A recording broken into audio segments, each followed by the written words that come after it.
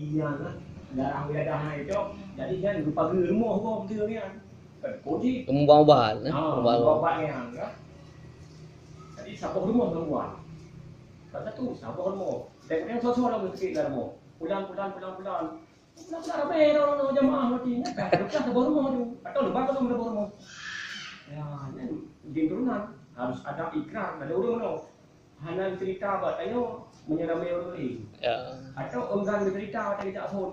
Hanya kepegang ada sumber di masalah lain. Tak. Nyan baru kata tu, oh dia tiga dua kali dah engkau hanya selesai.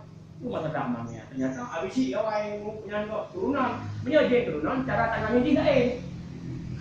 Sebab yang dalam sihir itu dek, bahasa negara. Najis sihir an-nazif, pendarahan, darah istiadah, boleh.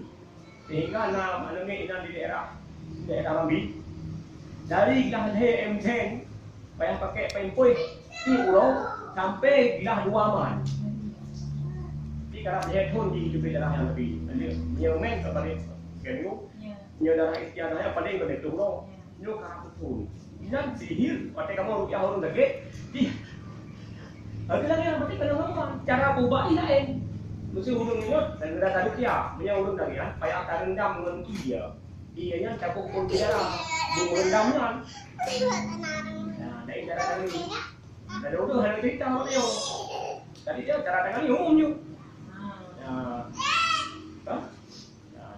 macam-macam dah yang pertama turunan kan ada contoh kadang-kadang abisi dia orang abisi dari abisi dia lebih yang kedua, kena gangguan jin karena faktor menyakiti jin. Dia tahu ini apa? Saya tengok, dia lupa mana. Dia lupa mana?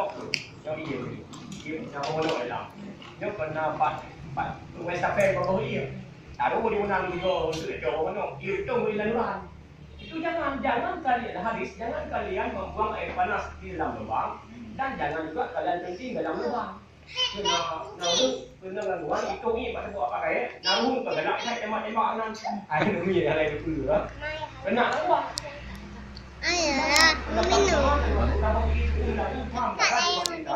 ada anak jin yang makan pekerang itu ibadah ni ayo kru tidak ibadah katakan itu boleh tapi hari ni hanya depan bapak nenek lagian tengok makanan latihan jangan lupa